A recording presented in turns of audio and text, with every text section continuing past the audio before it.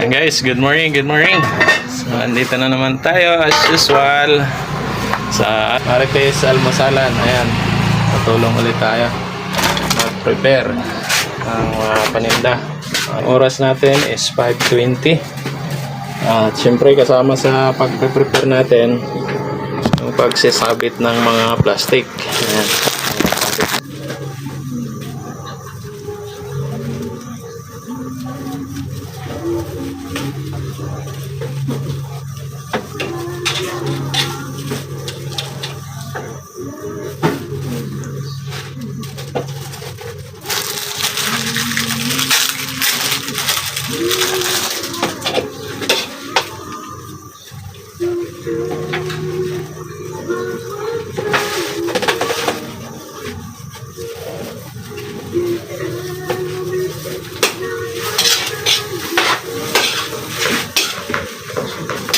Ayan guys, so tapos na natin sabit ng mga plastic.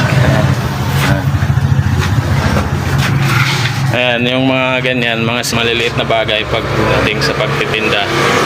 Pero pagka nakaligtaan yan, malaking abala yan pagdating na ng busy time.